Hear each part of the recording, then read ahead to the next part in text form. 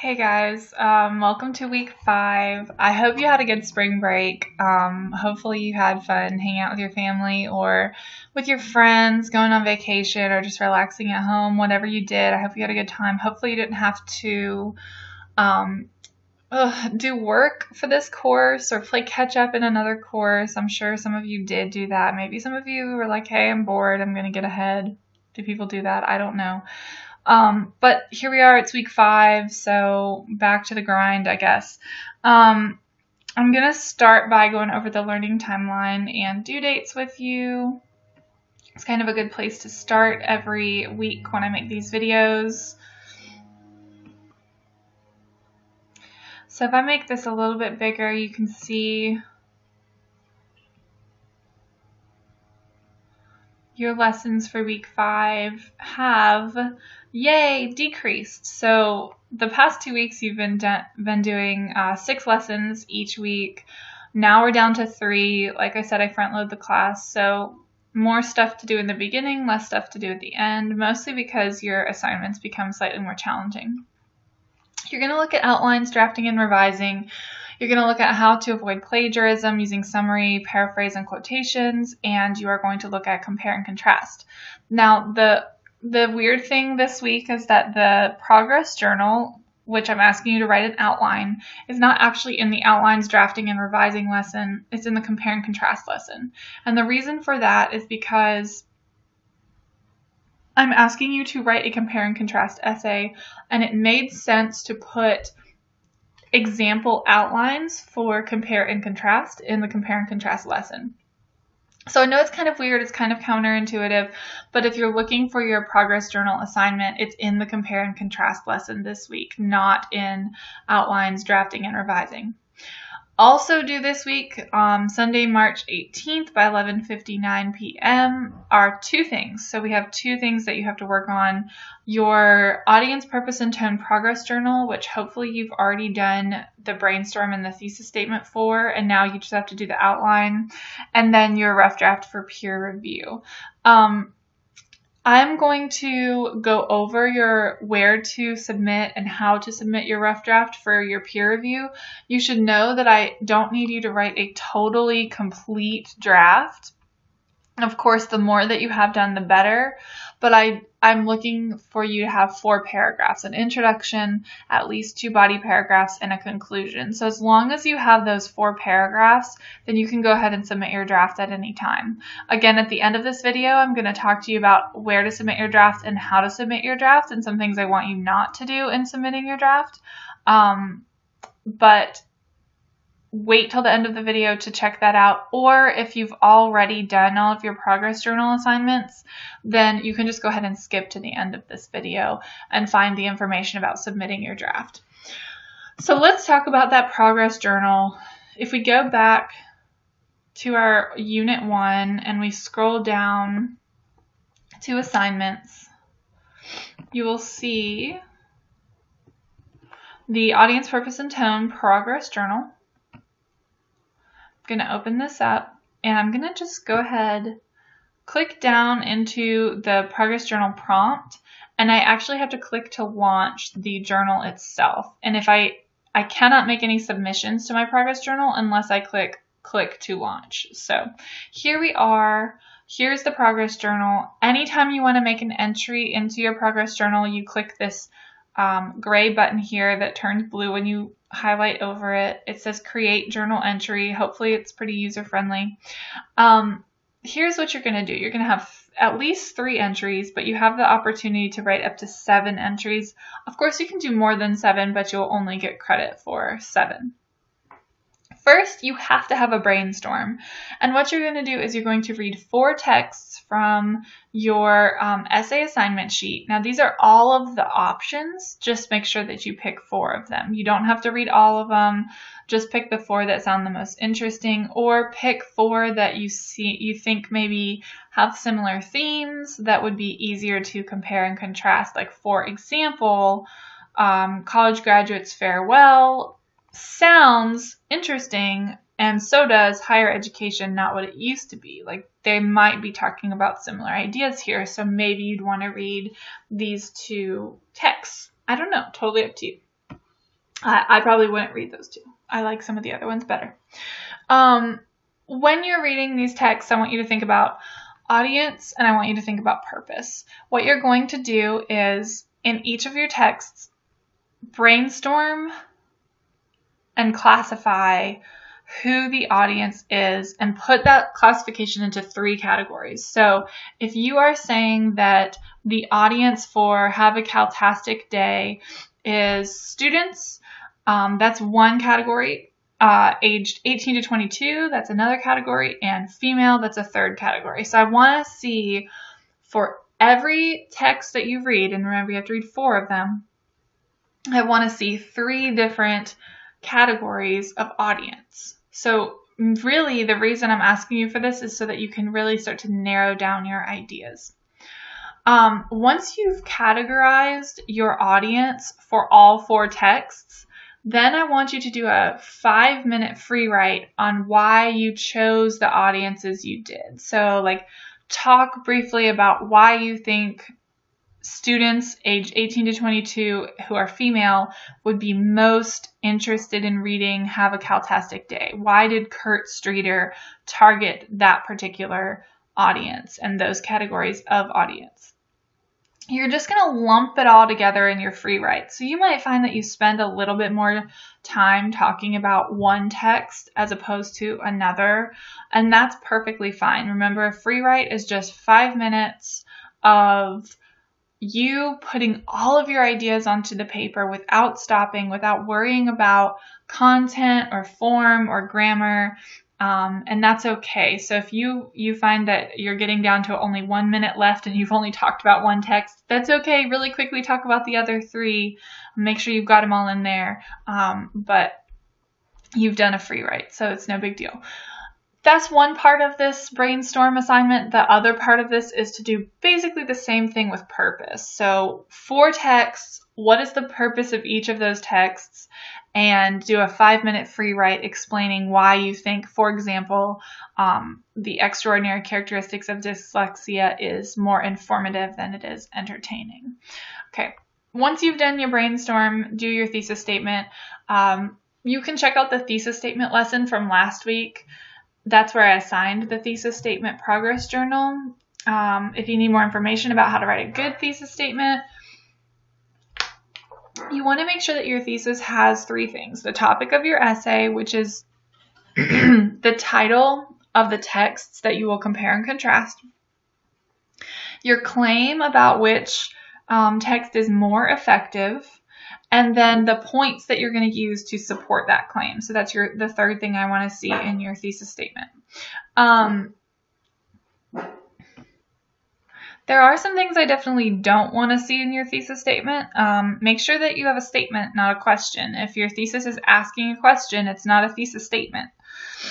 I don't want to see any phrases like this essay will, or in this essay, in my opinion, I think.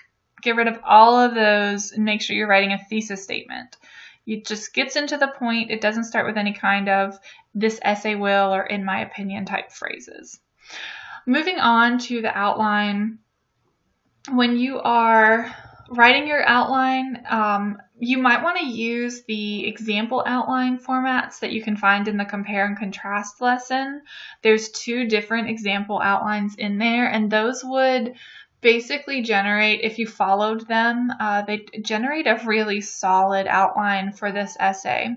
Now, one thing I'll say about the outline is I know a lot of you don't like to write outlines. I know outlining can be annoying, or maybe you just jump right in. You don't really plan out your work.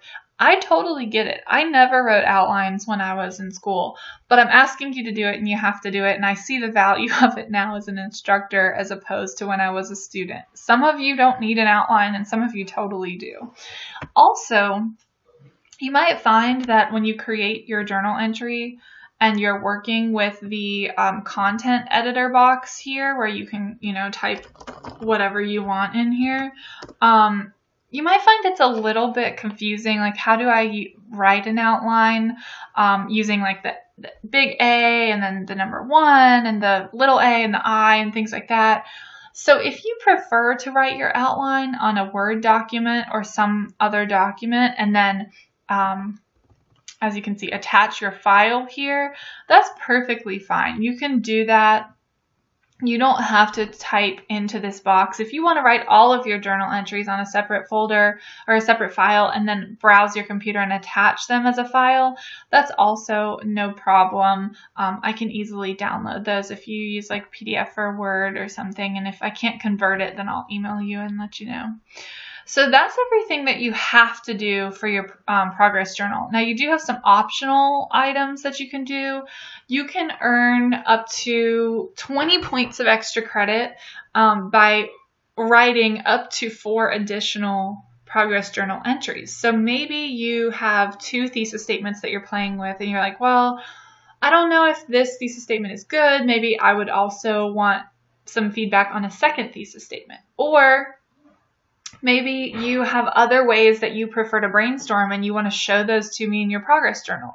Or maybe you're in between 2 different ideas for an outline and you like one idea, but maybe there's another outline format that might work better and you want to show both of those to me. Maybe you've even started to write your introduction or your conclusion or something like that and you'd like feedback. You can do anything else for your extra credit entries as long as it's working on your essay for your progress journal. And you can get 5 points per additional entry. So 4 times 5 is 20. That's where those extra 20 points come in. Feel free to do them. They're not a requirement. You don't have to do it. It's just some extra credit. Some people like to do it on the first essay. Some people won't do it on the second essay. It kind of just depends on how much time you have to get stuff done.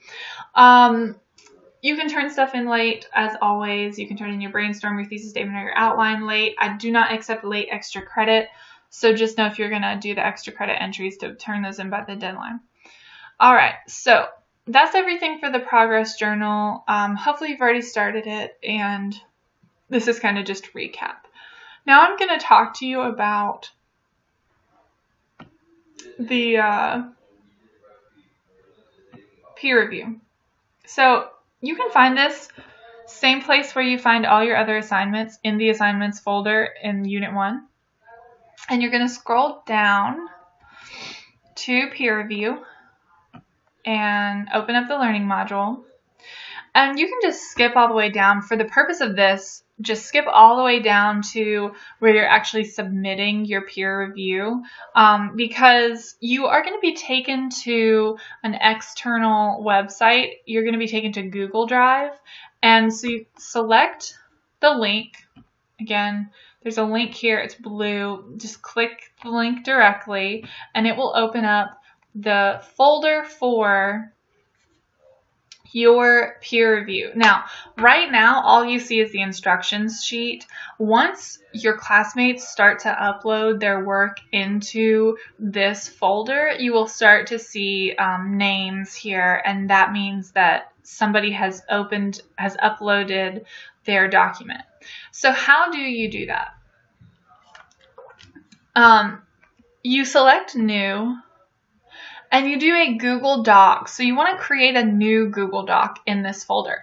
Please do not select File Upload, because then it's going to upload your file as a Word document or a PDF, and we can't put comments on those documents. So that's not going to be effective for peer review. Do not do a file upload. If you have written your document in Microsoft Word or somewhere else on your computer, that's perfectly fine. Just copy and paste it, but do not do a file upload. Okay, so you have to go to New, and you have to select Google Docs. Make sure it's the one with the blue square. So once you select that, you will click Create and Share. And then the first thing I want you to do is go ahead and select the word Untitled Document here and type your name. So that's going to title this document with your name so that it's easy for me to find your work. It's easy for classmates to know, oh, I already commented on so-and-so's rough draft, so I don't have to do that one. If you title it something else, it could become very, very confusing. So make sure that you title your document with your name just for the purpose of this peer review. If you want to type your work directly in here, like maybe you haven't started yet, and you want to just type it in, that's perfectly fine. But some of you might have already started your essay, and so what you want to do is just find wherever you typed up your essay, select everything. I'm going to use Control A to select all, and then I'm going to use Control C to copy it.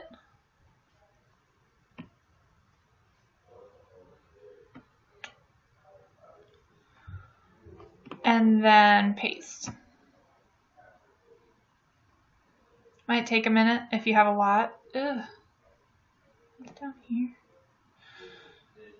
Some interesting. Okay, so here's what didn't happen. My formatting did not paste very well. So I will have to go in here and tab this stuff over.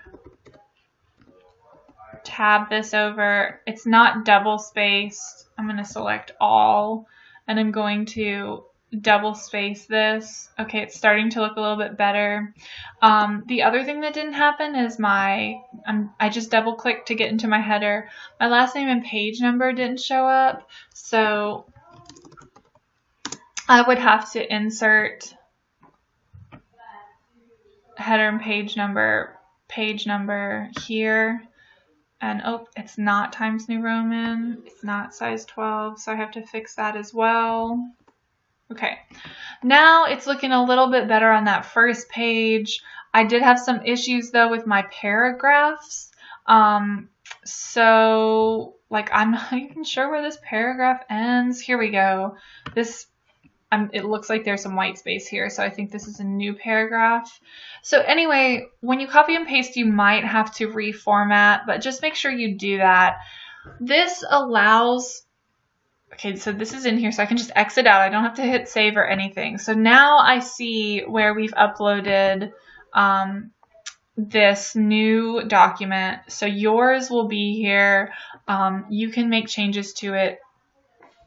And the share settings should already be on. Anyone who can view this document can comment on it, but just double check by selecting share and making sure that it says anyone with the link can edit. That means that later on your classmates can come in, highlight things, and add comments to your work. Next week, whenever we talk about peer review, you'll have a lesson on peer review, and I will talk more about how to comment on your work in the peer review system here that we're using. Right now, all you have to do is worry about uploading your document to this Google Drive, and again, create a new Google Doc and copy and paste your work into it. Maybe work with the formatting if you have to. If this is particularly stressful for anyone or challenging, you can call me if you need to like set up a phone meeting so that I can walk you through the process step by step verbally. That's perfectly fine. Just send me an email and say that's something that you might need help with. The people in the Learning Lab can also help you do this because I've given them instructions. So there shouldn't be any issues there. As long as you just take them to the assignment, they should be able to help you with this. So I think that covers everything. Please email me if you have any questions at all. This is something new. It's something that could be slightly tricky, especially if you're not used to working with the computer. But I'm here to help you, and I'll be lenient if there's any issues. So that's everything for week 5. I think I covered all the really important things. I will see you guys in week 6, and I hope that you have fun working on your progress journals. Bye, guys.